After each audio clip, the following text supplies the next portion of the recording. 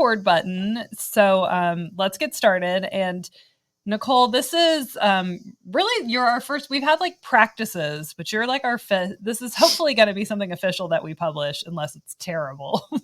This is going to be great. It's going to be great. Amazing. So thank you so much for being here. We're really excited to chat with you today. So welcome to the show, Nicole Cramer. Thank you for having me, guys. I adore both of you. You know that. And it's really fun to be able to have a conversation in this format too. So thanks for having me. Absolutely. And so, we know you pretty well just from events and hanging out at the shop and stuff, but a lot of the people who are watching this probably don't know a lot about you. So can you just kind of give us a little refresher? Sometimes when we talk, it's during Kava night and I don't remember any of that stuff. So just kind of get the gears moving again. Yeah, I still consider myself new to Nashville. I've been here about 2 years. And before that, I was living in California for 17 years. And throughout my life, I've been a teacher. I've been a corporate salesperson. I've been an entrepreneur. I played basketball in college, done a bunch of different things, all pretty much have one common theme. There's a drive there. There's a desire there for me to do something big and new. And that's kind of some of the things that I really enjoy. I did not play basketball in college, but I do love basketball. What position were you? I feel like you were a shooting guard. Yeah. Yeah. Nice. You know me, John. You know me. Yes. I was like a small forward. If when I played in things that were organized, but sweet. Yeah. Do you still shoot around at all? I do. I still shoot really well. If we had to run up and down the court, that might be a different experience. But yeah, once a shooter, always a shooter. I don't think you ever. Right. And what's a shooter do? A shooter shoots. Shooter shoots. There was a time where I was having not a very good game and I was missing a lot. And I think that this is always a great analogy for life. At least I remind myself of this a lot. And because I wasn't making any shots, I stopped shooting. And I was the shooter. Like I was the shooter on our team, right? And my coach pulls me out of the game. I mean, other people could shoot and do things, but that was my role. And he pulls me out of the game. He's like, "What are you doing?" And I was like, "I'm not making anything." He's like, "You listen to me. When you're on, shoot. When you're off, shoot until you're on. Just keep shooting." Wow. I love that. And so I remind myself that a lot in life. It's like, it would feel so easy to just give up and to believe the bullshit and to believe the fact that this isn't working out. But it's like, no, when you're on, shoot. When you're off, keep shooting, right? Shoot until you're on. Yeah. I always hear people say, you miss 100% of the shots you don't take. Yep. Yeah. How are you going to start making any shots again if you're not shooting? Like if you cut yourself off from it completely, there's no way that you're going to make any more shots. So. Did you play any other sports like growing up or anything? I did. I played softball and volleyball. And then it got to a point where when I was in high school, my dad was like, "Hey, you can keep playing all these sports and that's cool. Or if you really are serious about going to college, I would suggest maybe you focus just on that and dedicate a lot of your time in the off season to really working on your game." And, that's a decision that I think is something important to make if you are planning on going at the next level to play. So that's what I did. That's so I awesome. gave up the other sports. I loved them, but it was time for me to really focus on where I was headed. And I did end up getting a scholarship for it. And so it was worth dedicating that time. Is that something that's easy for you to do? Because I find myself I'm like, God, I could be good at one thing if I would just do one thing. But then I'm like, but I want to do 50 things. It's really hard for me. One of the hardest, I think for a lot of people, I think, we're very similar, especially because we're entrepreneurs. I think we're visionaries. We have ideas and we want to do all of them. And I think that's one of the fastest ways to take ourselves out of the game, pun intended and no pun intended, I guess, is not stay focused. And, with the people that I work with and the work that I do, it's easy for me to identify because it is a challenge for me to stay focused. And when other people are trying to do a bunch of different things, it's like, well, what's the one thing that's most important to you right now? And if you're trying to do every other thing, there's this quote that I really like. "He who chases two rabbits catches neither." And it's the truth. If you think about trying to catch two rabbits at once, you can't, right? You're only going to catch whichever one you're chasing and actually following. So yes, it is hard. I was fortunate enough to have a dad who was really good for accountability for me. He wasn't my basketball coach. He didn't coach my team, but he was like my personal coach, more or less, which I didn't appreciate it at the time as much as I do now. And I had a lot of friends at the time that were like, oh my God, I wish I had your dad. I wish I had that, because there was the idea that like, it wasn't that I was going to get in trouble, right? It wasn't like you have to do this or else you're going to be grounded. It's, hey, you told me this is important to you. Is it still important to you? And if so, what are you doing today to help make that possible? So it was a constant reminder. He also made a promise to me when we were in 6th grade. I told him, I'm going to get a scholarship to play basketball in college. And he looked, I will never forget, right where we were in the gym. I was shooting the basketball. He was rebounding for me. He said, if you want a scholarship to college, that's a really hard thing to do. I said, Dad, I'm going to make it happen. Just watch me. And he said, if you are adamant about that, I will do whatever I can in my power to help you get there. And if you do, I will buy you whatever car you want if you get a scholarship to college. And I was like, you'll buy me whatever car I want? Really? Like, that's all I have to do is get a scholarship? He's like, it's a big deal to get a scholarship. So it's not all you have to do. But yes, that's my deal, is if you get a scholarship to college, I will buy you whatever car you want. And I remember in that moment in 6th grade saying, I'm going to make this happen. And I did. And it was really cool. I got to pick out the car that I wanted. And what did you pick out? Hold on. Can I guess? Yes. Yes. I'm very interested. So knowing what year was this? Because I think that's going to make a difference. 1990. Do you mind dating yourself? Yeah. I'm right. Like a Mustang or something. Nope. No. It was, so what I saw the car that I wanted when I was a sophomore in high school. So I'll tell the story really quickly. It's actually a pretty cool story. I saw it when I was a sophomore. It was this bright green, go figure, a bright green Honda Civic Del Sol, which was, I don't know if you guys remember them. Oh yeah. Convertible, right? But it had a hard top, so it was great. It's just like a regular car too. And then you just take the top off, and super easy, super convenient.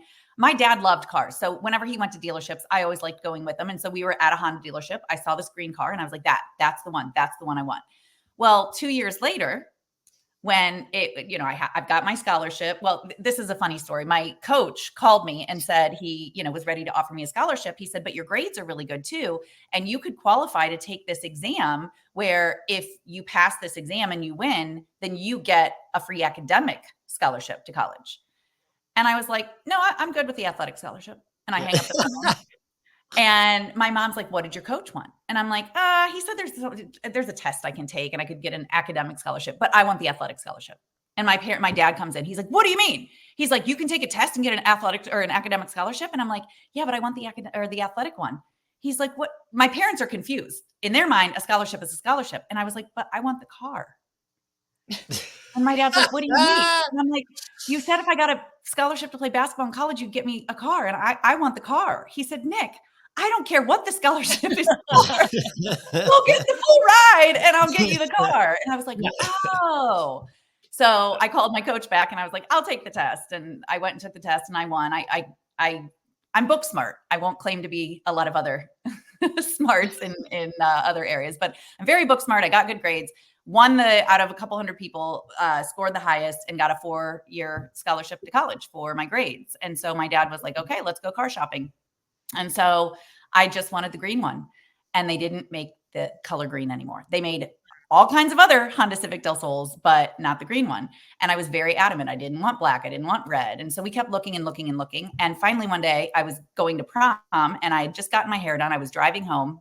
And I mean, you guys remember this. This was back before we had like the internet and places that you could like look things up, like the car that you were looking for. You had to just hope that you saw it somewhere for sale, right? So I'm driving home from getting my hair done for prom and we're in a hurry. And my best friend's with me. And I look over in this parking lot while we're sitting at a red light and I see a green car, the exact one that I want. And it's got a for sale sign in it. And I'm like, I got to pull over there. I got to write this number down. Oh my God, that's the car I want. I pull over, I write the number down. We rush home. Like I said, we're running late. So my dad's like, just go get ready. He's like, give me the number. Cause I'm all excited. I'm like, I found it. It's for sale. He's like, give me the number. You go get ready. Go enjoy prom. So I get ready. I enjoy prom. I come home the next morning. That's all I can think about. I go straight to my dad. I'm like, did you call on the car? He's like, yeah. And it was already sold. And I was like, all right. So we kept looking and we kept looking for the next 2 weeks. We went to dealerships. We went to all these different places, kept test driving cars. And the time comes for graduation day.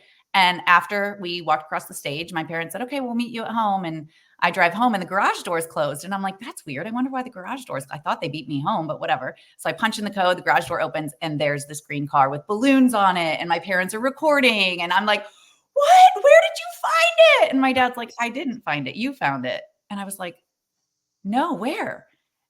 And he said, it's the one you saw on your way home from prom. And I said, you said it was sold. And he said it was to me.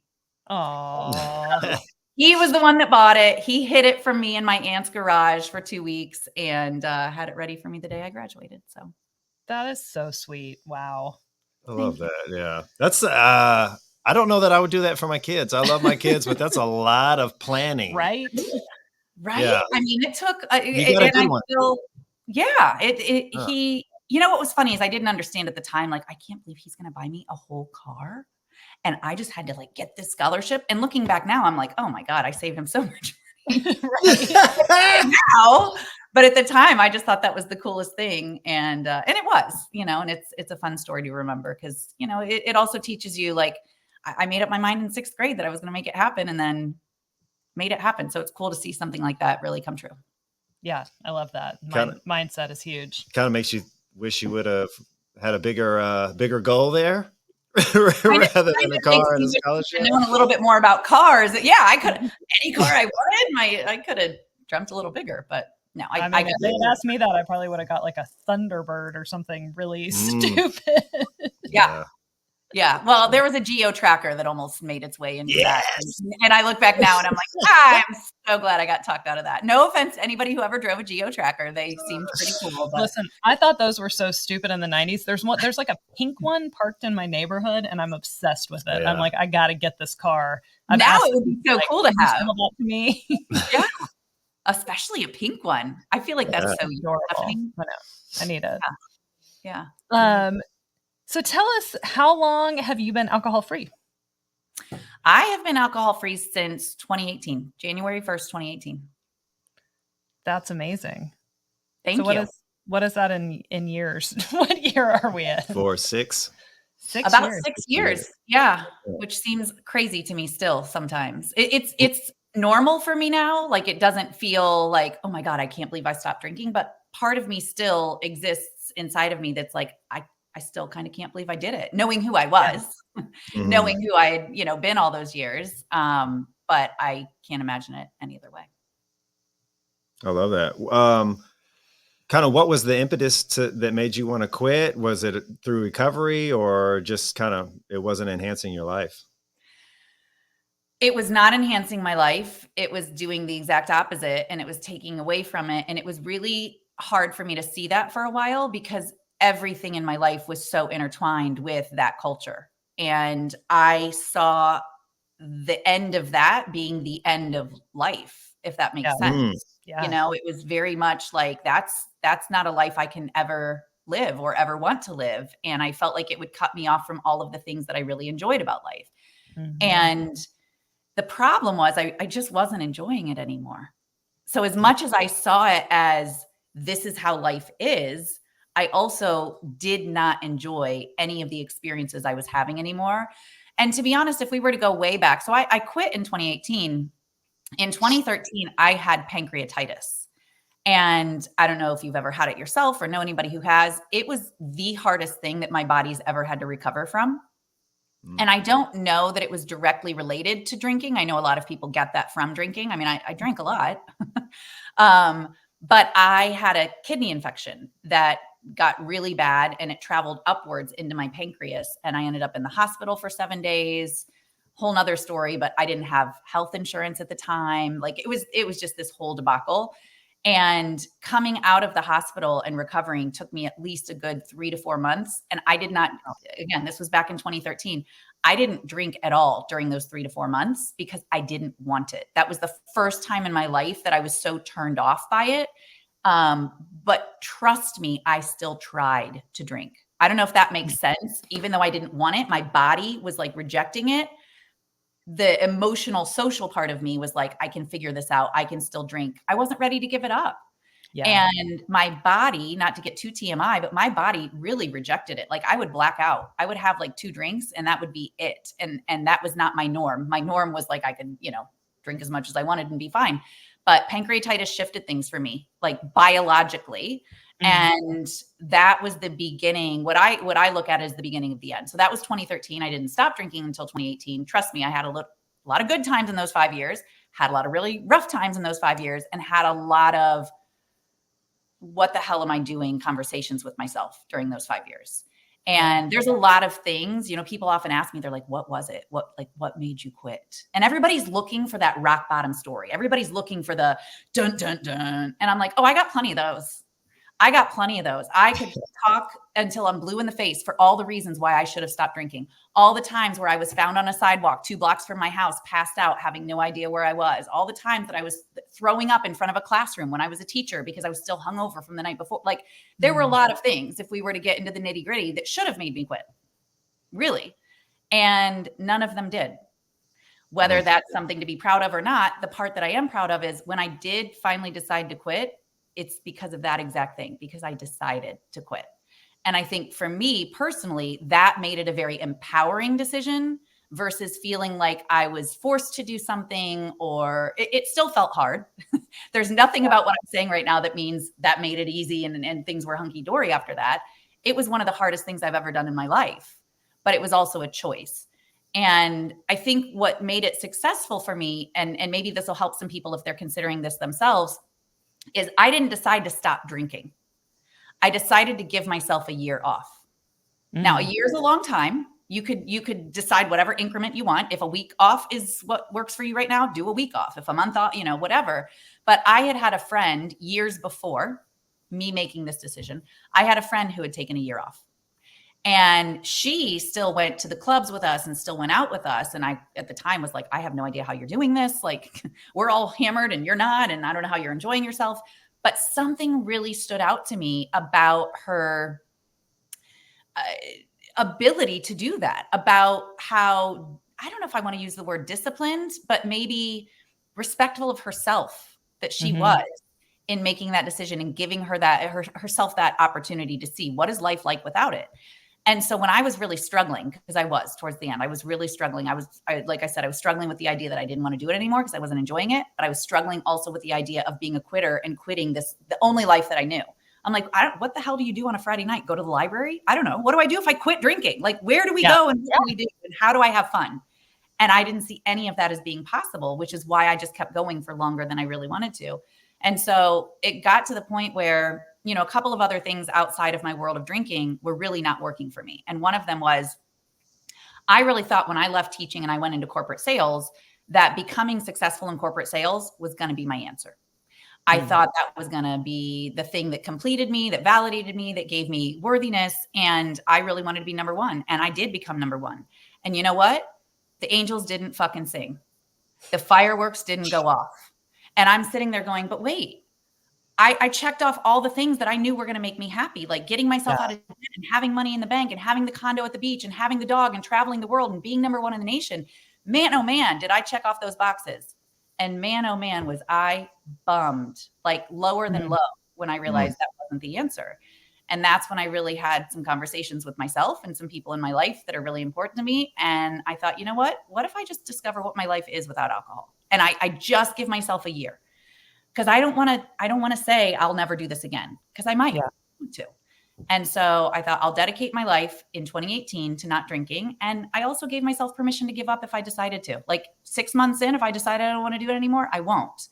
And I think part of the reason that I was successful with it during that year is because I wasn't too rigid with it. And to each his own, everybody's got to be different. Yeah. But for me, it was like, I know there's an end if I want there to be an end.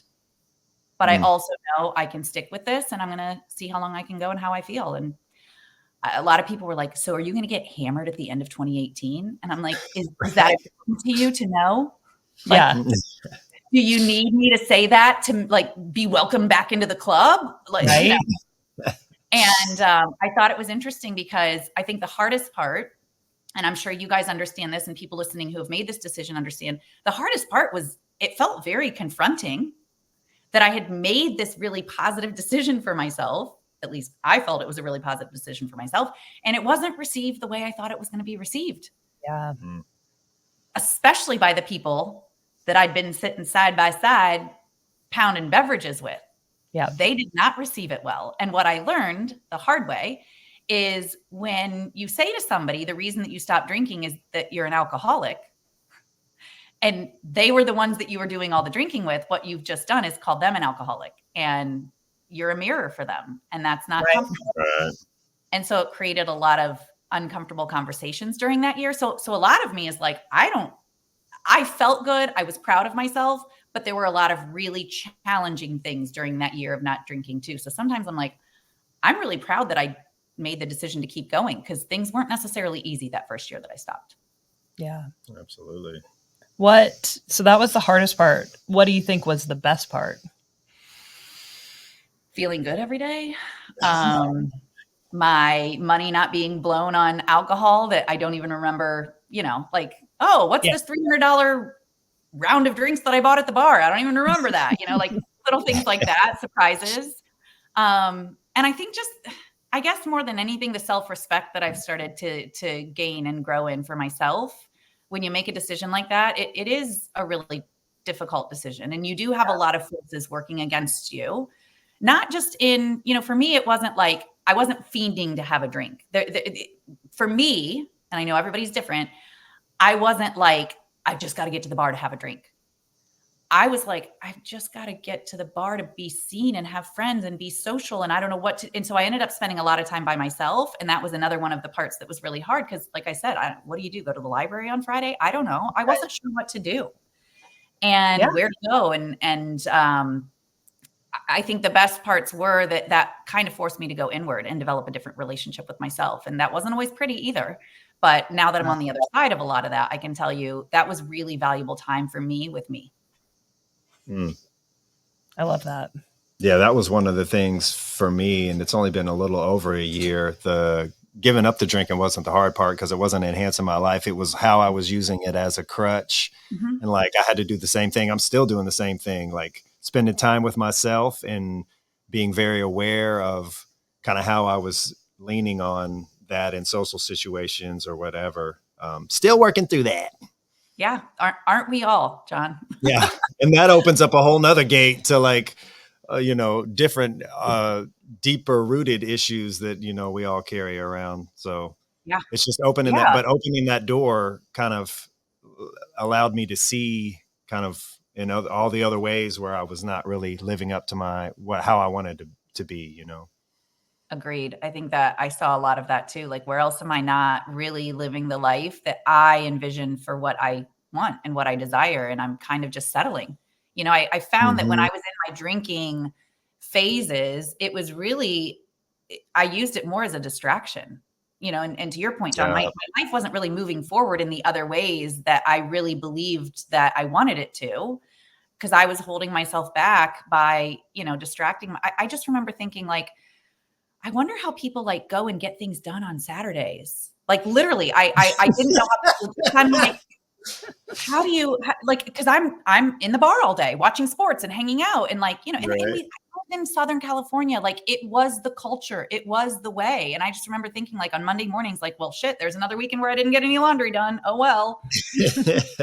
And I mean, if I'm not getting laundry done, what else am I not getting done? What else am I missing out on? And it's like that. I mean, that's just the bare minimum. Like, I'm not even keeping up with like simple adulting, like preparing myself meals and meal prepping for the week. And like, where else am I falling short? Well, much less spending any time, nurturing your soul and asking it what it really needs and that kind of a thing. Like, that's probably at the very bottom of the list. That's it. Well, and it is, because when you're afraid to nurture your soul and confront what's really there, it's like, no, I'll just go have a few more drinks. Like, it's way more fun. The sun's out, everybody's out. It's so-and-so's birthday. I'll do it. I'll do that tomorrow. Of course. Yeah. After the laundry and all that, whatever. Yeah. All the other things, they're never going to get done. I feel like you've given out a lot of good piece of advice and tips, but if you had to like a hot top three pieces of advice that you would give to somebody kind of looking to quit or right in the middle of it, what do you think those would be? I think number one, celebrating all of your little wins. Like you don't have to be perfect in sobriety. It's not an all or nothing, black and white, right or wrong. And I think, at least for me, that's one of the reasons why I didn't approach it for a long time. I thought if I can't do it perfectly, I'm not going to do it all at all. Yeah. And it also felt to me like a very scary approach. Like the world of non-drinkers felt heavy. It felt dark. It felt like we've all done something wrong. We've all sinned. We've all, and you're either in that category or you're over here having fun. Right.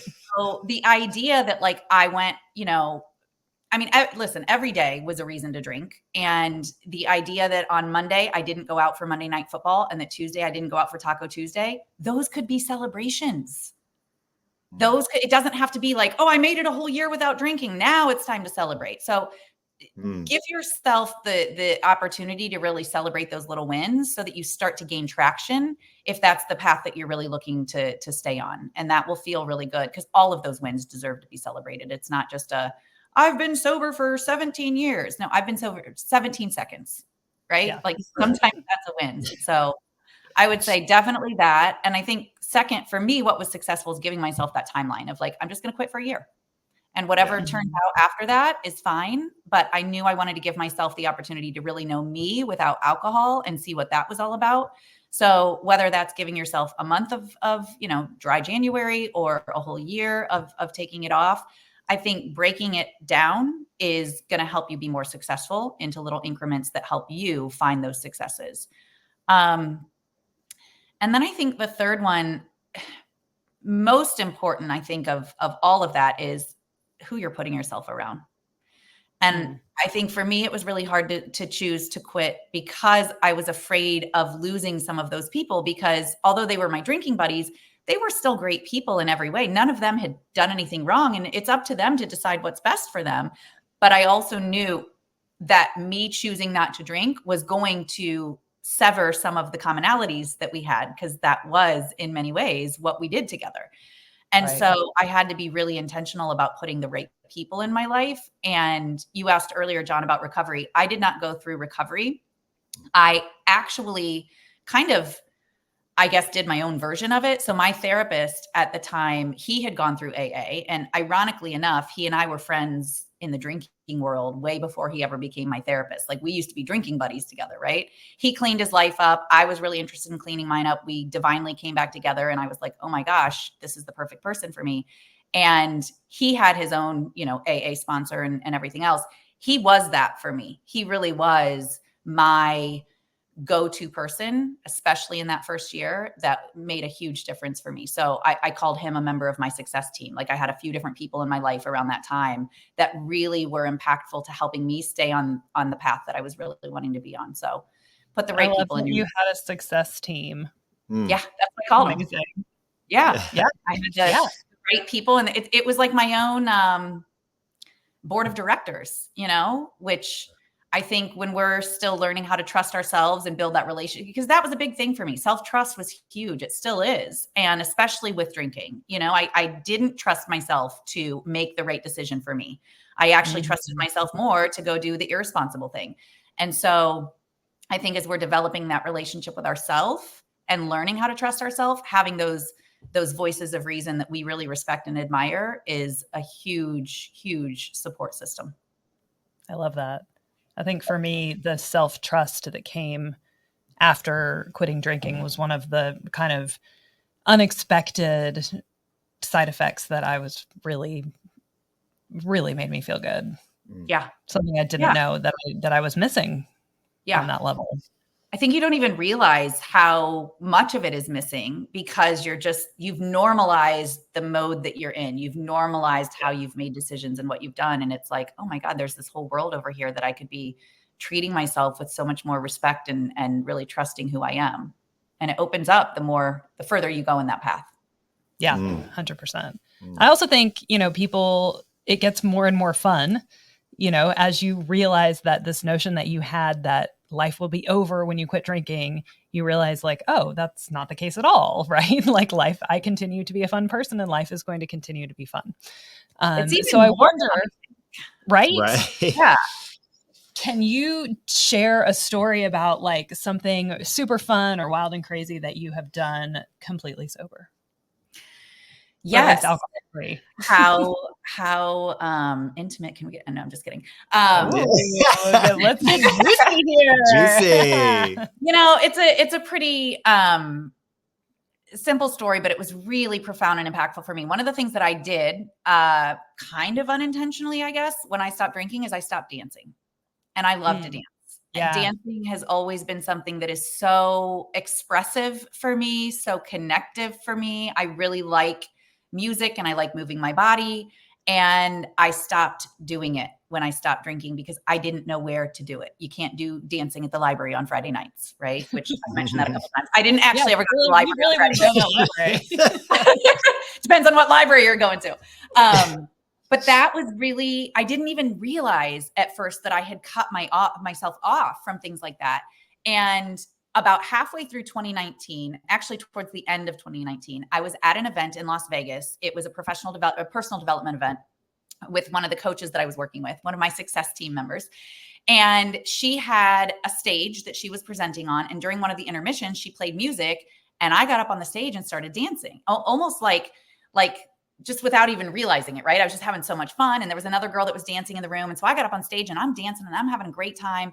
And people were watching, of course, at this point, I'm like, okay, I'm performing, whatever.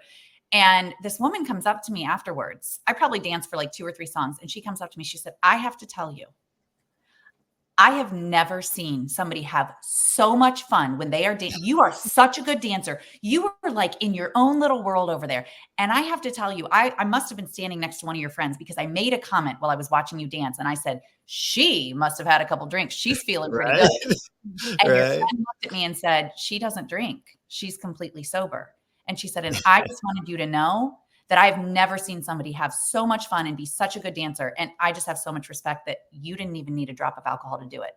And by the time she was done, I was bawling my eyes out because that was the first. I said, I want you to know, I don't think I've ever felt so seen in my life.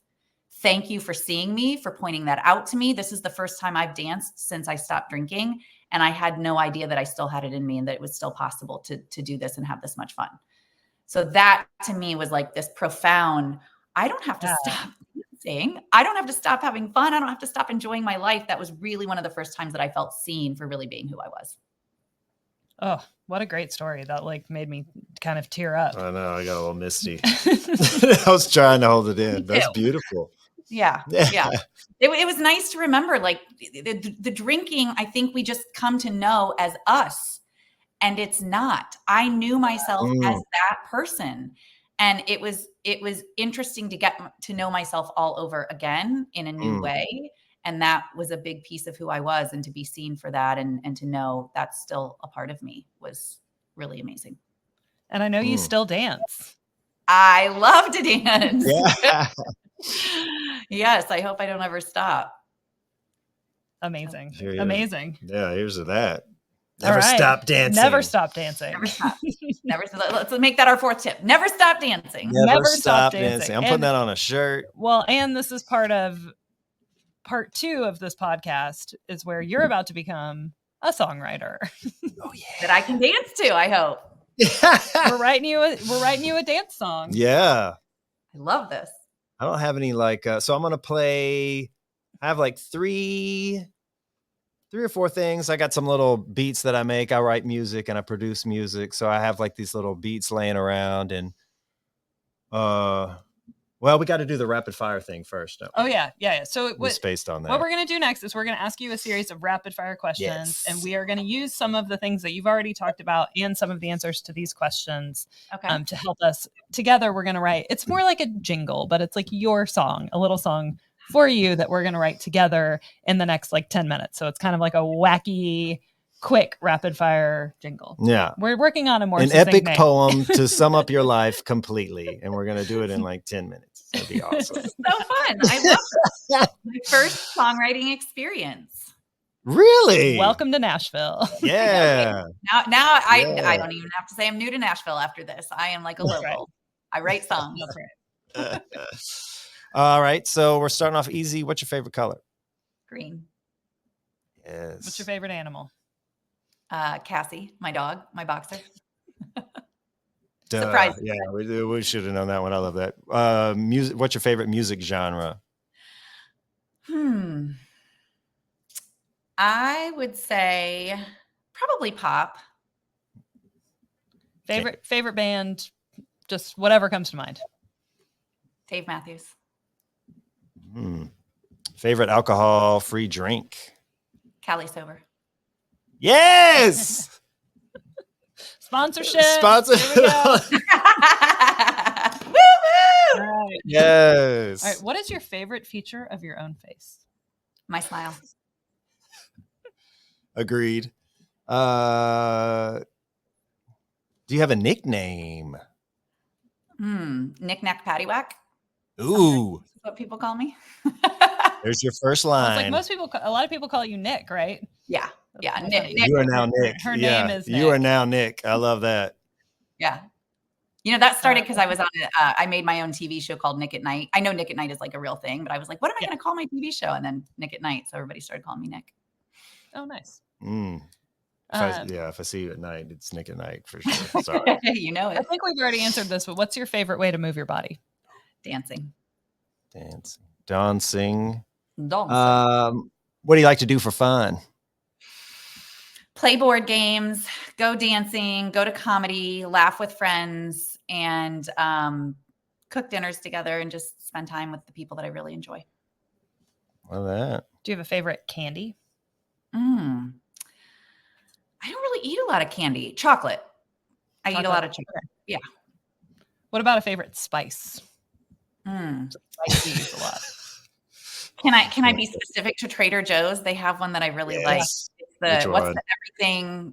Yes, but the elote or whatever. Yeah. With the everything bagel seasoning? Oh, the everything bagel. Sorry. Yeah, everything bagel one. Yeah. Nice. That one's a good one. They have too. that at Aldi now too. Just in case. Ooh, this is also an Aldi podcast. Yeah. Plugging up. Trader Joe's. I went on a Trader Joe's snack run last night. I love Trader Joe's and Aldi too. But I'm like first and foremost, I was a Trader Joe's girl. So. All right, you got anything else you I want to think ask? I feel like that's Anything good. you want to know? Where's your favorite? If you could go on vacation anywhere right now, where would you go? Italy. Any particular city? I think I would start in Milan and then definitely hit up Florence. And then I would probably spend most of my time on the coast because it's the summer. I like that. What's your favorite season? Fall. Yeah. Does anybody have a favorite season that's not fall? I strongly You're a have summer different gal. one. I'm summer. You're a summer 100%. gal. That's for sure. Your summer. See, I love summer too. It was hard. I like fall because the colors and the smell, but summer, there's something about summer that's just incredible. I hate fall. It's depressing because it means winter's coming. Ooh, Yeah, I agree. Why did that thumbs up just happen? Probably. Yeah. All right. Okay. That's for summer. Summer's coming. Summer's coming.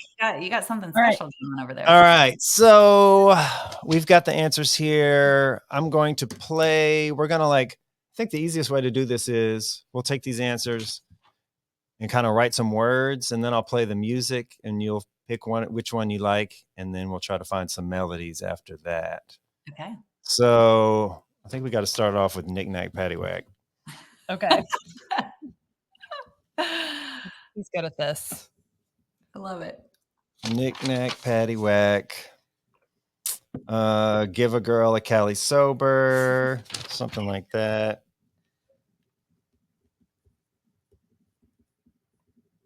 So these are the answers. Sorry. Oh, we put them on the back of the paper. Favorite color is green. I have no idea what that says. What was the second one? Animal. Cassie. Casey. We should mention Cassie. Yes. Yeah. So she has a boxer dog that she brings with her pretty much everywhere she goes. Adorable. Where is Cassie? Why haven't we seen her? This would be a good time for her to make an appearance. Oh wait, she's not over there, is she? Oh, Cassie. There she is. I feel like Cassie rhymes with sassy. I like that. And then I feel like never Stop Dancing needs to be in the Okay. Yeah. Dancing Queen. Sassy Cassie. I'm into this. Cassie. She's a shooter. Yeah. Yeah. A shooter Shooter. shoots. She's a Shooter shooter. shoots. She's sassy. Celebrate the wins. Yes. Love it. All right, so this is what I got so far. Knick-knack, paddywhack, give a girl a Cali sober. She's a shooter. She's sassy. Never see her without Cassie. What's next?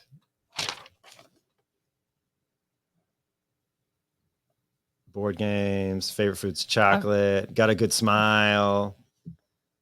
I wanted to make some kind of Dave Matthews reference. You won't catch her at a library on a Friday night, but Right. you might.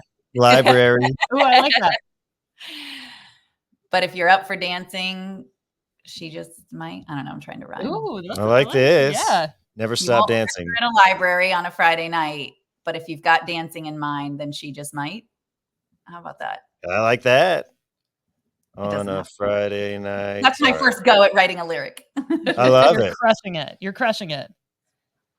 But if you go out dancing, is that what you said? Won't catch her on the library on a Friday night. But if you go out dancing, it doesn't really make sense, I guess. But if you go out dancing, she just might. Yeah. Yeah. That works. She's definitely going to do it. Yeah. She just might. She just might. She just might. She has dust mites. Never stop dancing. Never stop dancing. Never stop dancing.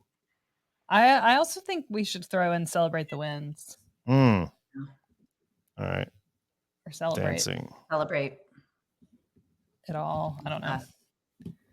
I like that. I literally have a whole module in my sales training program on celebration. It's literally called Celebrate. It's like it's so important no matter what you're doing in life. You got to celebrate all the things. It really is. And I mean, even if you're finding things to celebrate, I totally agree with that. And it's like, even if you can't think of a great thing, celebrate learning something through the experience you've had. And just you know what I said to somebody the other day? I woke up. I'm celebrating that.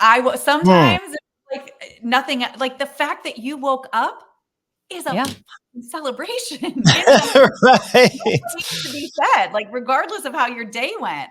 I woke up. I have air in my lungs, and I get another shot of this today. All of these sound like song lyrics to me. I love it. I'm trying to keep up. I know. I woke up.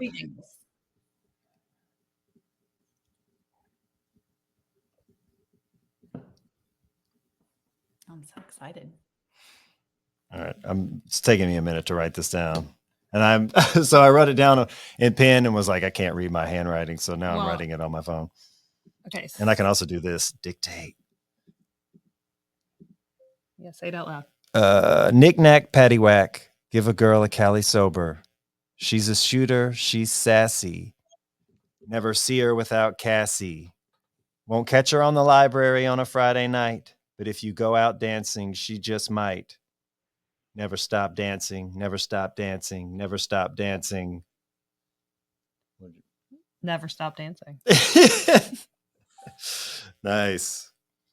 And then we need like a celebrate part. I mean, I think that's enough. That's enough? All right. I think that's enough. Is there anything else you really want to have in your song? What are your feelings about this? I think I really like it. What Never rhymes stop with dancing. green Unless you want to put del something in sol? about celebrating. Celebrate. Elevate. Wake up. Celebrate. Wake up. Celebrate. Ooh. Wake up. Ooh. Dance. Celebrate. And it's got to be whispered. Wake up. Celebrate. Wake up. Celebrate. Ooh. Wake up. Celebrate. Celebrate. Celebrate. All right, let's see what we got. Ooh, I'm getting, This is get what good. you want to put on first thing in the morning. Yes. It's Wake up. All right, so here's section 1 here. This is like a little dystopian kind of synth. We'll play a little bit and then I'll play another one. Where'd it go? Can you hear it? No.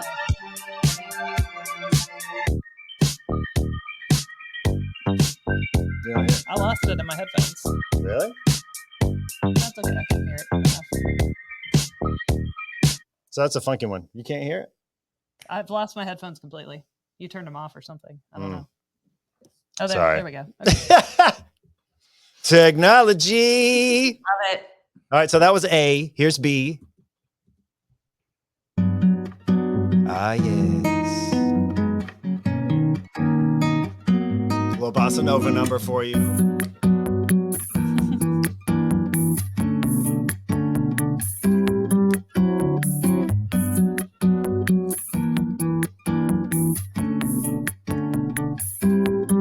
It's basically that one. Okay. And then last one, that was B. Here's C. Okay. Kind of country music.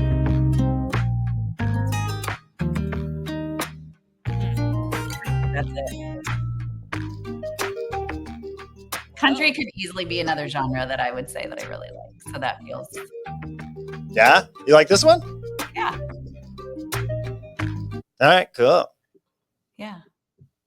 All right, so say we start with the Wake Up Celebrate. Yeah. Just to get everybody, and then we'll figure out some melodies here. All right, so oh my God. What'd you do? Like completely rename the song file. Here we go. All right. I'm gonna listen to it, try to find a melody here. Okay. Wake up, celebrate. Wake up, celebrate. Wake up, celebrate. Wake up, celebrate. Knick knack, patty whack, give a girl Cali sober. Yeah, yeah. She's a shooter, she's sassy. Yeah. Never see her without Cassie. No, won't catch her at the library on a Friday night. Yeah. But if you go out dancing, she just might. Never stop dancing, never stop dancing, never stop dancing. And the girls say, never stop dancing, Never stop dancing, never stop dancing. Everybody say, Never stop dancing, never stop dancing, never stop dancing. Never stop dancing, never stop dancing, never stop dancing. Wake up, celebrate. Never stop dancing, never stop dancing. Wake up, celebrate.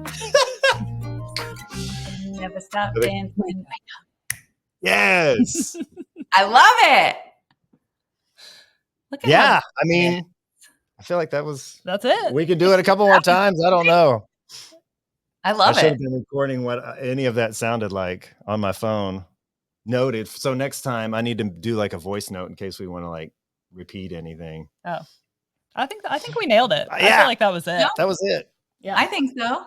I wish I would have captured a little bit of a sneak peek of it. We'll send it to you. Okay. Yeah. It'll be on the wherever you stream stuff. Well, once we post it, but I can just send you the song. I think. Oh yeah, for sure. Make it your ringtone. Yeah. I think you have to make it your alarm clock. Yeah. What'd you say, Stephanie?